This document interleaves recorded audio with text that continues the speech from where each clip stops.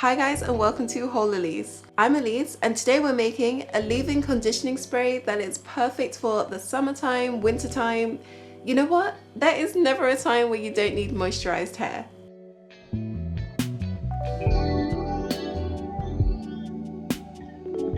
So a leave-in spray is essentially just a water-based conditioner that provides intense hydration and moisture to your hair. Its high water content is actually able to penetrate your hair shafts a lot faster than traditional conditioners. And that's what makes them such great styling tools, especially when you need that little extra kick of moisture or if you're looking to refresh your hair. So here's how to make your own totally customizable leave-in conditioning spray. As always, let's start by measuring out our ingredients. The base of our conditioning spray is water. I'm using homemade rose and hibiscus water that's infused with botanical benefits, but you can also use regular rose water or just plain distilled water.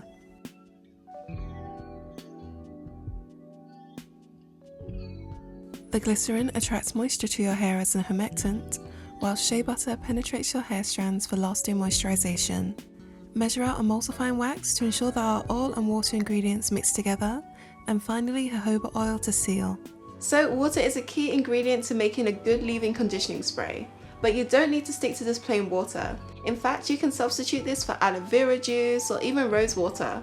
And in this recipe, I'm actually using a rose and hibiscus floral water that I've made. Rose water has a number of benefits for your hair and skin. It has a similar pH level to your hair, making it great for reducing frizz, but also adding shine. This is actually a great ingredient to use on natural hair's tight curls and coils. But the hibiscus is the real star. Hibiscus flower is used widely across several cultures to promote healthy hair growth, but it also prevents shedding, split ends, and breakage. Floral waters are super easy to make and they're a great ingredient to boost your natural hair and skincare products. Check out the link above to watch my tutorial showing you how to make your own floral waters. To a heat-proof container, pour the glycerin into the floral water. Even without using floral waters, this leave-in spray is deeply moisturizing and is an instant hydration boost for dry hair. To the shea butter, feel free to use any other butter that you prefer. Add the emulsifying wax and jojoba oil. We'll need to heat the water and oil-soluble ingredients separately. Over a low, gentle heat, melt the shea butter, wax and oil, along with heating up the water and glycerin.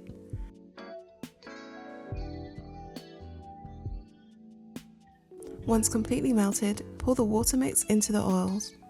We'll need to add additional ingredients to whisk this, so it might be necessary to transfer to a large heat-proof bowl. Give the bowl a few minutes to warm up before adding in the melted ingredients.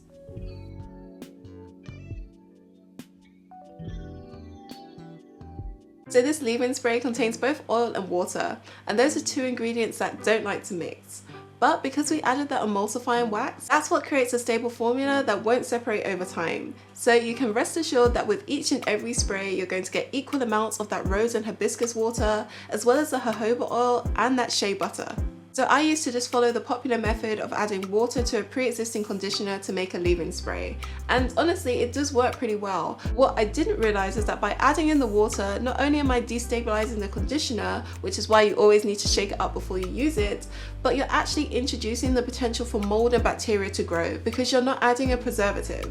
Mold, bacteria, fungi are all just as harmful to your hair as dryness, and that's why when you make a leave-in conditioning spray from scratch, you can be certain that you've added in all the right ingredients. You've got your emulsifier, your preservative, your antioxidant, and you know that this is something that is completely safe to use on your hair. Once your mixture has cooled slightly, use either an immersion blender or electric whisk to mix our leave-in until an emulsion is formed.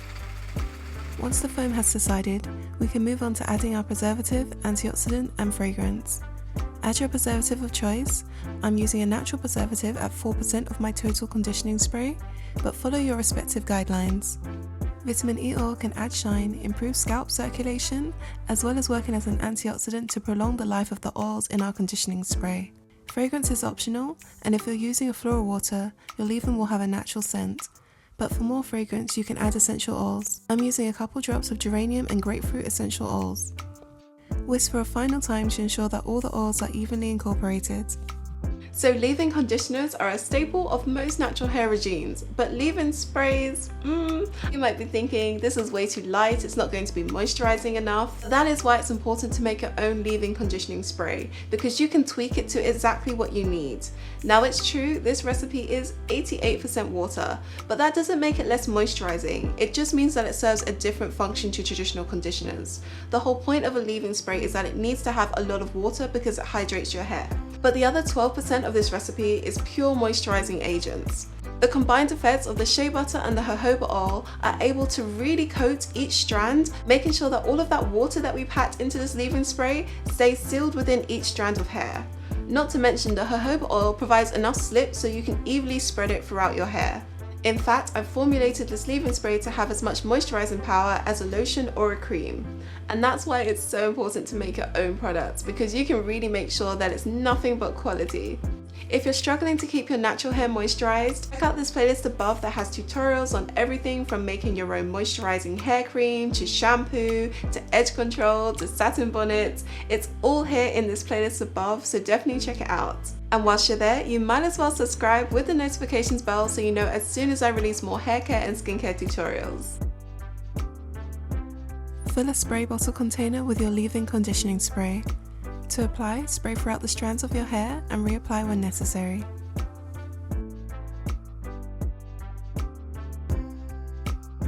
I have put this in a spray bottle, but you can just as easily put this in a traditional pump or a squeeze bottle. It's totally down to personal preference. However, I do find that if you're out and about, having a spray bottle on hand is really easy to apply this to your hair. Now, even though this is a conditioning spray, it is still a leave-in, so you can use this in a traditional way that you use most leave-ins. So if you've just washed your hair and it's completely wet, you can use your leave-in as your first styling product.